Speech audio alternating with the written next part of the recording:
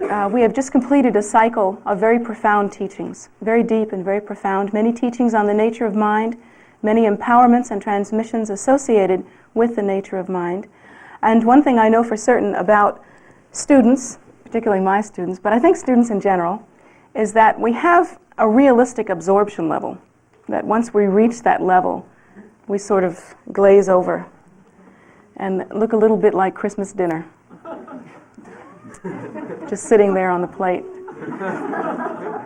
And I suspect that we are close to that level, if not really, really approaching that level, even now. I myself, you can tell, I'm a little off the wall.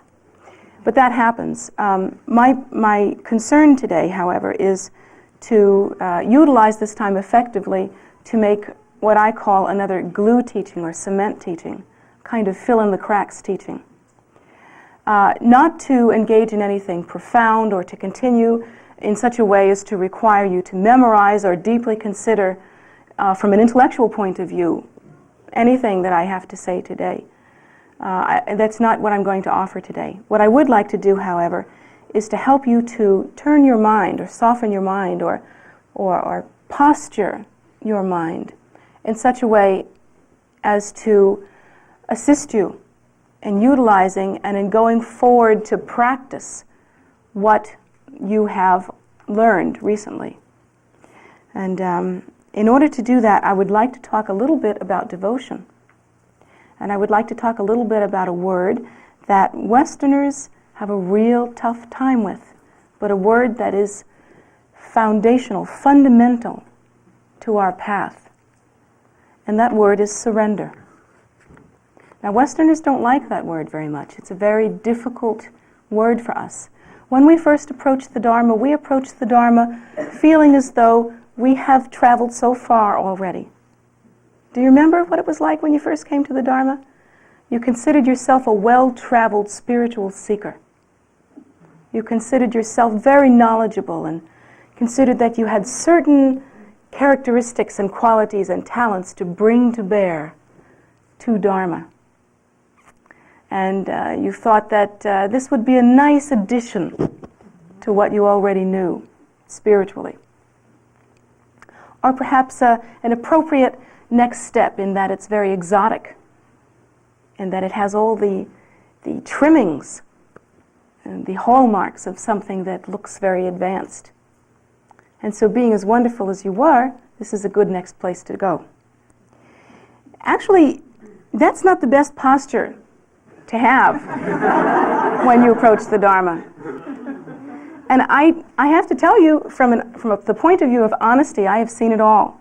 I have seen people come into this Dharma center where really pure practice happens. Even though I appear very non-traditionally, we practice in a very traditional way and a very pure way. And we practice one step in front of the other. No one gets to leap to high teachings. Everyone has to build a firm foundation. And we have traditional lamas and traditional methods and all of the proper technologies, and everything you see really is according to the book. And that means then, of course, that it comes directly from the mind of the Buddha, who is enlightened. That is enlightened awareness. But yet, I see people, Westerners, come to this place and walk into the room and say, "Oh yeah, this room has got the feeling." And really, they will take their hands and they'll put them all over the crystals and they'll think, yeah, these people are potent. Or they'll have some kind of response like that, indicating that it really mattered, how they considered the Buddha's teaching, or that they really had the qualities to be able to differentiate. I mean, what could possibly happen? What could you do? Could you walk up to a crystal and say, "Oh, I feel the vibes, let's see. Some of them are not practicing their Ngundro effectively." Or, I mean, really, what can you do? What can you accomplish by acting in that way? Yet I see that happen all the time. People feel that they are able to discriminate perhaps better than the Buddha does, as to how people are doing spiritually. And they'll maybe look at what we're doing here and think, Maybe it's too much mantra recitation, or maybe it's too much visualization. Maybe they're too noisy, or maybe they're too quiet, or maybe they're too renounced. Look at these guys, they dress funny. Or maybe they're too unrenounced. Look at her. But everybody's got an opinion, you know? And we come to Dharma prepared and armed with our intellectual opinions. And yet if we have the karma, if we have the virtue in our mind stream, we soon settle down, hopefully. And as we settle down, we begin to realize that in fact, this is a path that not only is promising to lead to supreme realization, but in fact has produced those results again and again and again. Lord Buddha himself produced those results, and so many of those uncountable numbers that he touched through this path that have accomplished this very method have achieved the auspicious result of enlightenment. And it is not something that we guess at. We don't guess that these beings have achieved realization. They have produced results that are visible, that are seeable. They have produced what we call the rainbow body, which is a body that at the time of death transforms itself into a pure energy state, and the body itself can disappear. Or the body itself will become very small. Or the body will die, it will cease to function, not in an ordinary way where one sort of drops dead on the floor, but the person will sit up in full lotus position and recite mantra and then pass in that way. And then during the time of cremation, or whatever method is used to dispose of the body, usually and traditionally it's cremation, the body will produce extraordinary relics that sometimes will pop out of the fire in an extraordinary way. Cannot be ordinary. For instance, I have a bone relic, and I don't say this to brag to you, but I have a bone relic from a Lama who passed and who was a Lama from our lineage. And at the time of his cremation, the fire was extraordinarily hot.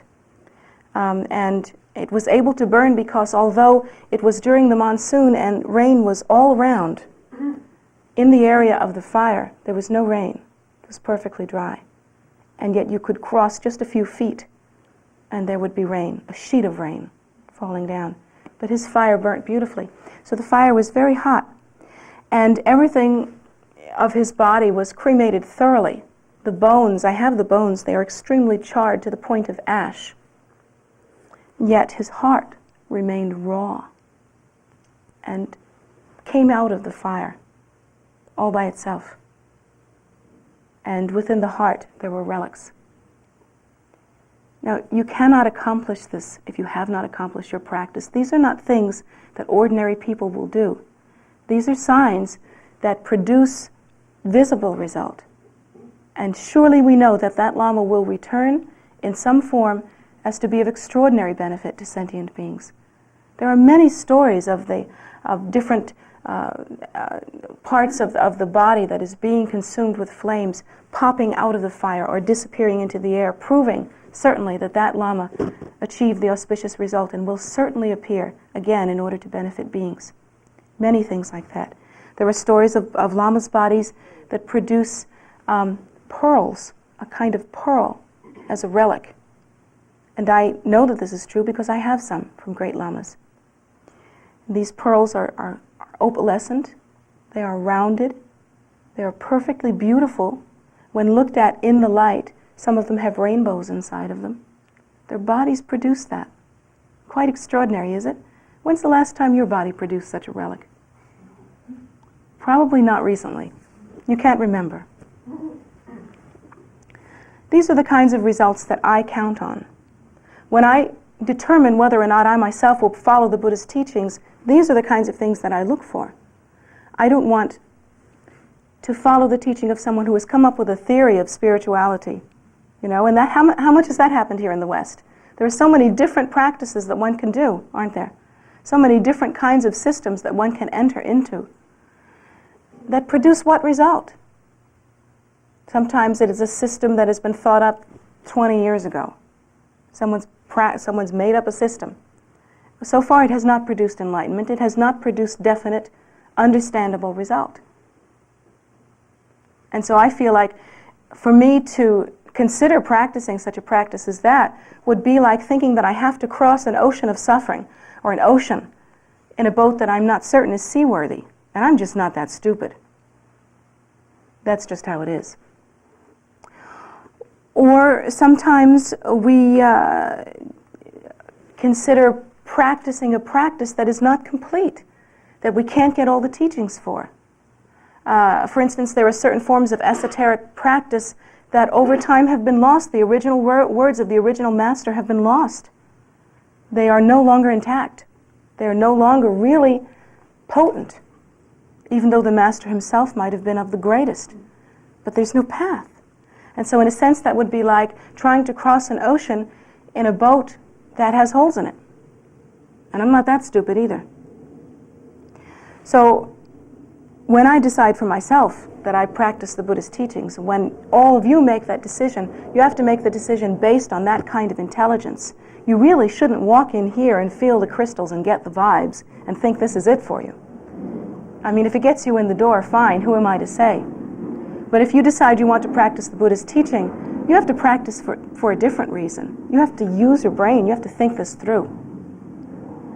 Because if you come in here and you think, wow, cool place, or looks great to me, or gee, how colorful, or wow, what crystals, or if you have that kind of response, or just that you like the people, I hope all of those things are true. I hope you like all of those things. But that kind of response will not get you through the dry times, and there will be dry times. That kind of response will not cause you to practice diligently every day of your life in order to achieve the supreme result. With that kind of response, you'll have the option of practicing or not practicing, according to whether you feel like it or don't feel like it. On the days that you feel like it and you can get the vibes, you'll practice. But will you practice with understanding? And on the days that you don't feel like it and you just can't get it together and you're not in the mood, you will not practice. No, those are not the reasons to practice. You should practice because you know that you are in fact in an ocean of suffering, and that there is only one cessation of suffering, and Lord Buddha has taught that that cessation of suffering is enlightenment. That is the only end. And we'll be duped. Don't you have great days? Don't you have days that feel fabulous? Don't you have experiences that feel like nothing could be better? This is primo. Don't get fooled.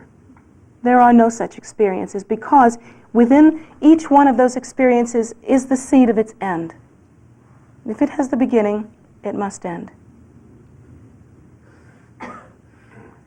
And anything that has gone up will come down. Anything that is made hot will become cold, and vice versa. Nothing is permanent.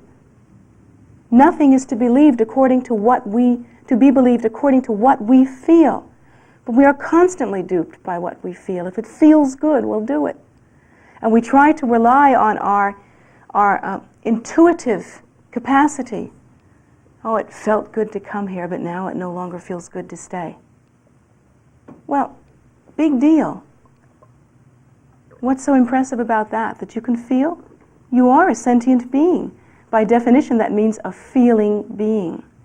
You will feel hot and you will feel cold, you will feel good, you will feel bad, you will feel holy, you will get the vibes, and then you'll go right straight down and feel like nothing. All of those things are part of your experience. And you know that. So when you practice, you have to practice with intelligence, considering that it will not always feel like the right thing to do. You will not always be in the mood. You will not always want to practice. But one thing I can promise you is at the time of your death, when you get ready to enter into the bardo and the consciousness is about to expel from your body, when you know that according to the teaching you will see the content of your mind stream, you will recognize or not recognize the content of your mind stream, and thereby have whatever experience in bardo you are qualified to experience. At that moment, you will never say, gee, I practiced too much. Or, darn, I wish I hadn't practiced so much.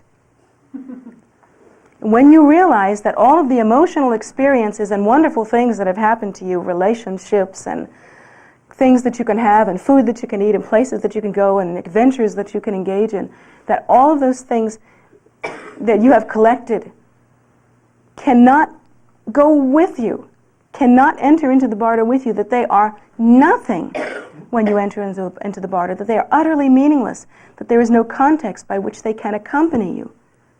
And even all the relationships that you put so much energy into, unless that is the relationship with your own root guru, bingo, you go alone into the bardo.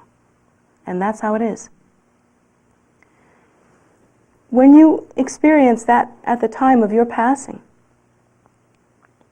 you will never say, I wish I had yet another pair of red shoes. Or you will never say, I wish I'd had more boyfriends. These are not the things that you will be thinking of. You will be realizing that at the time of your passing, your perception and your direct experience from that perception is naked. Absolutely naked. That what you have accomplished within your own mind stream, the level to which you have purified your perception, the level to which you have understood the nature of your being, your true nature, your primordial wisdom nature, the extent to which you can, the capacity that you have to actually recognize the natural state and become awakened to that state, to that extent, you will achieve realization in the bardo, that you will have success in the bardo. Otherwise, quite frankly, the bardo will be frightening. How is it that the bardo is so frightening? Think about that for a moment, just for a moment. Well, it's like this. Here in our physical environment, there are certain generalized characteristics about our physical environment that are across the board. They are our commonality. They are in a sense, our group karma, if you will. Certain characteristics about this physical realm. And that is that there is a certain lag between cause and effect in the physical realm. Now that lag is a lag of time and experience, and it varies. For some people, due to their karma, there is an enormous, instant karmic ripening. For instance, hasn't this happened to you where you have thought, I really dislike this person. I really don't like this person. In fact, I think this person is a real nerd. I hate this person. I don't like this person. I never want to see this person again. And bingo, you step into a train or something, and there's that person right in your face. Haven't things like that happened to you? And you know, intuitively you know that there is some connection between the things that you said in your mind, the thoughts that you had, and your seeing of that person. Or you have stated categorically that you would never do something again, no matter what. That it was non-virtuous, and you're finished with all that, you'll never do it again, and you really don't see why other people still do things like that. And within 2 weeks, you're back in the saddle again. We've all had experiences like that. And they've made us eat crow. We've seen things ripen. We've seen experiences where we have taken from a person, and then the karma for that has ripened, and we have needed something from that same person, and they have not been able to return to us, to give us what we've needed. It can happen very quickly. Unfortunately, we get duped by karma in that often it does not ripen quickly. It can take 2 weeks, and then we forget. We have very small memories. Or it can take a year, or it can take 10 years, or it can take 20 years, or it can take 10 lifetimes, or it can take 100 lifetimes. And of course, under those conditions, we have no memory of anything that has passed before. So we have no sense that cause and effect relationships are infallible, that they absolutely work out perfectly. We have no sense of that.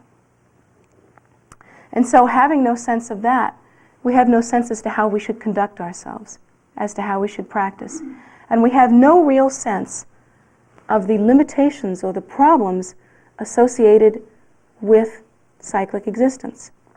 But in the bardo, that isn't true. In the bardo, once karma ripens immediately. Do you realize that? In the bardo, if one comes to the state of cognition, or the state of appearance, which is one of the steps in Bardo. At that point, the content of one's mind stream is displayed like a movie on a projector. But it's like a hologram more than a projector in that we are there. We know that we are not looking at a movie. It seems to us very real. So that if within our mind stream we have a great deal of selfishness, that selfishness will ripen as some kind of bone-crushing desire that will sweep us away and render us impotent to do anything other than respond with desire. Or if we have a great deal of hatred within our mind stream, that hatred actually appears as some frightening, wrathful deity, some horribly frightening, wrathful deity in some form with fangs and horrible characteristics that we will respond to with fear and shirk away from, not understanding that in fact this is an emanation of our own mind and our own qualities, and therefore, if that is true, must also have the innate nature of Buddhahood, as our own mind does. We will respond instead with fear, rather than recognizing our mind and moving toward our true primordial wisdom nature, awakening to that. And that, of course, is the suffering of the Bardo. These are the things that we have to prepare for intelligently. To not prepare for these intelligently is like knowing that eventually you have to go through a room that is littered with furniture and littered with obstacles, things that are sharp and pointed and perhaps could produce injury, things that are all over the floor, uncountable, insurmountable obstacles, and thinking that because it is a frightening thing to do, or an effortful thing to do, I should say, thinking that we should go through that room with our eyes closed and the lights off. Don't you think that would be stupid? I mean, would you try to do that really? If you knew that there were knives and furniture and sharp objects in a room, would you try to go through that room knowing that you had to go through that room with your eyes closed, with the lights off? Would you? Answer. You know. Of course not. You would never do something like that. Then why would you consider it intelligent to go through the Bardo, which is the same, with your eyes closed and with no practice, armed with no awareness of your own nature? What is turning on the light?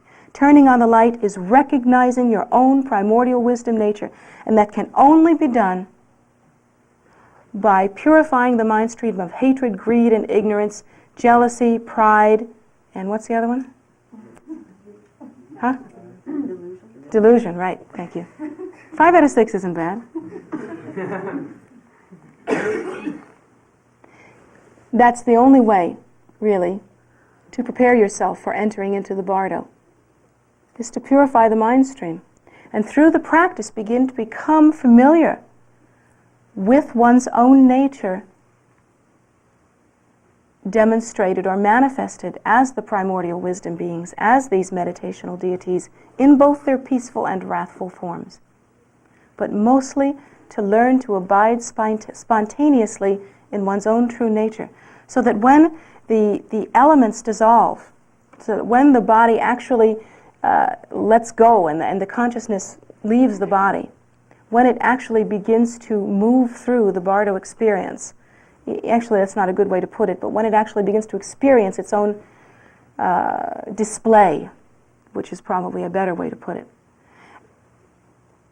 there must be some competence in recognizing the true underlying nature and to reside effortlessly within that recognition. If one does not accomplish that practice to some degree, then one will not understand what occurs. There will be no recognition at that time. On the other hand, if one has practiced that way, then at the time of one's death, the recognition will be so deep and so real, so profound. It will be not different from the way a child always recognizes its mother in a crowd. A child that has been with its mother always. With that deep kind of recognition, and that easily, it can occur. But only if one practices. You shouldn't kid yourself about that. It isn't enough just to hear the teaching. It isn't enough to talk about being a spiritual person, and it surely is not enough to come in here and feel the vibes. One really has to practice. One really has to accomplish Dharma in order to achieve the same results as the other lamas have achieved themselves, and also that they have promised us. How can we know? How can we know what to do if left to our own resources? Look at the choices that we've made thus far in our lives. I mean, look at our lives. It's pretty much a mixed bag of tricks. We've made some good choices, and we've made some bad choices. And we have made choices that we've suffered for. And I know Frank Sinatra came out with a song, I Did It My Way. And his idea was that so long as I was willing to take and eat whatever I made, it was okay to make it. Well, that's crazy. And you know that's crazy. Because he hasn't eaten a half of what he's about to eat. He hasn't even scratched the surface of his dinner. And you have to think of that karma ripening in a very long way. And you have to be skillful in accomplishing your life in such a way so that it is a benefit to you and a purification rather than something you have to return again and again and again and only to experience the karma from. Every moment of our lives now, we are creating causes. What are the thoughts you're having in your mind right now? I can almost hear them. Some of you are receiving the teachings very well, and some not. Those of you that are filled with judgment and a kind of tightness inside of you, do you realize that even at this moment you are creating causes? Causes that you yourself and no one else will have to experience. You're the one that has to experience them, no one else. And you should think that what you are hearing now, although maybe there's some room for delusion in that, I'm a very ordinary woman and I'm teaching you these things in a very ordinary way. Still, these are the teachings of the Buddha. These are the teachings that arise from the mind of enlightenment. These are the Buddha's teachings. And to pull oneself away from them, to react against them, creates causes that you may not want to live with. So try, when you hear them, to make several decisions. To understand, first of all, that if you have the karma to hear these teachings, it's a karma that you want to build on. That if you have the karma to have the option to practice, it is a karma that you must act on. That if you have the karma to feel love and compassion, if you can hear these words, then it's a karma that you want to live by for the rest of your life.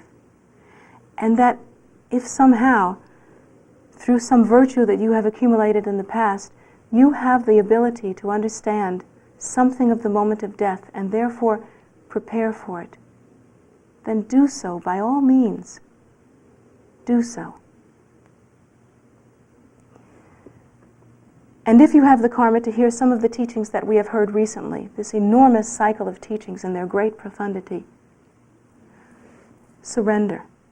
Surrender your mind to understanding, meaning that you should examine the content of your life. And here's where it all pulls together for those of you that have really heard these teachings and have had the great virtue and benefit. All that I've said today is about surrender. Everything that I've said, whether you've heard it or not, is about surrendering from the depth of your heart. Like I've said, Westerners have a great deal of intellectual arrogance. They have a real tough time with this.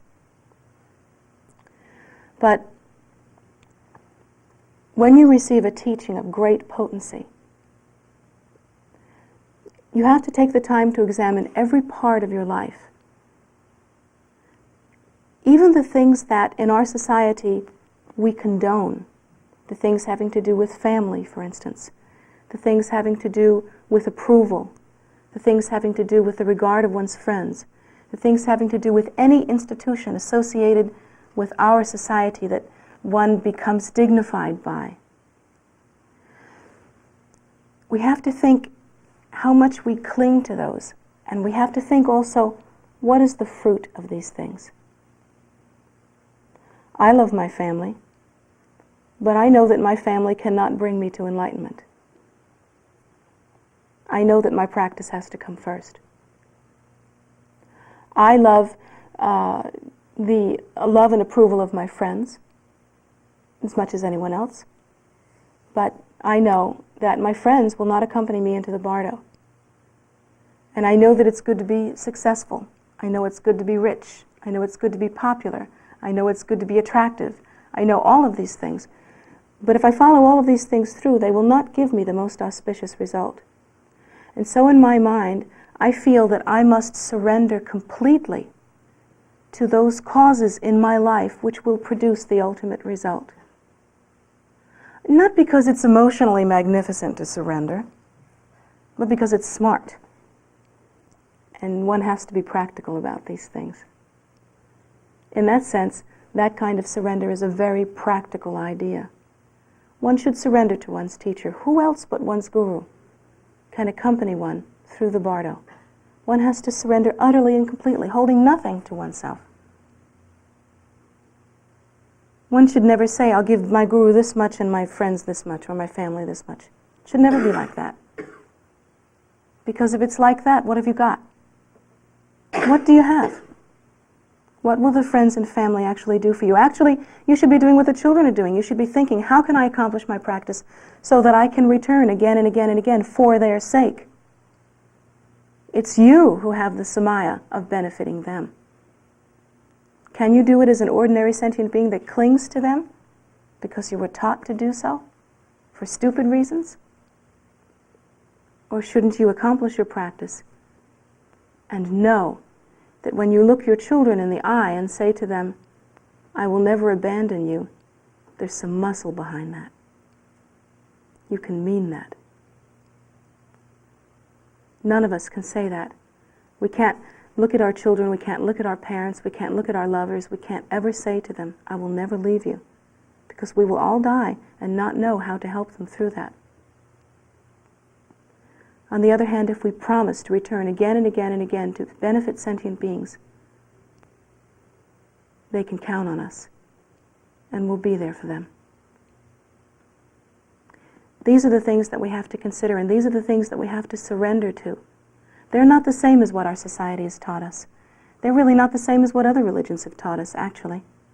They're not the same as what our parents have taught us. My mother told me to marry a Jewish doctor. They're rich. And they're good to their wives. That's what she said. She ought to know. She didn't marry one.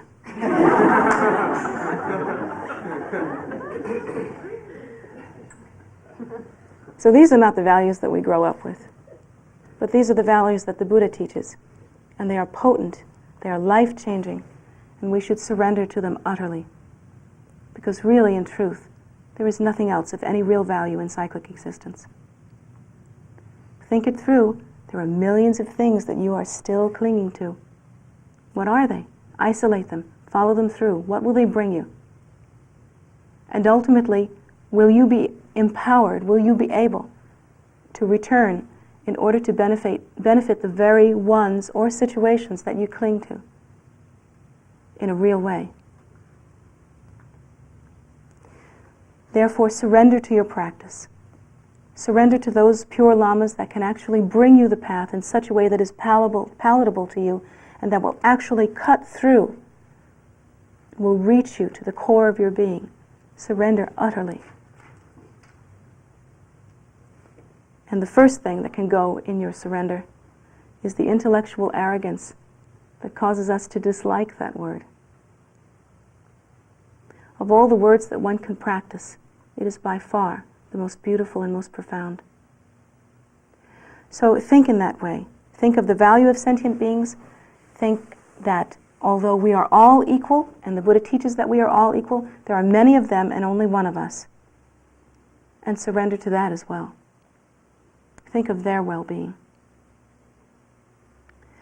So I hope you take these thoughts and use them as ways to continue your practice with what you've learned during this cycle of teaching. And for those of you that are new, I hope it wasn't too much to swallow all at one time. But if you really practice surrender, it'll go down easy. Nanda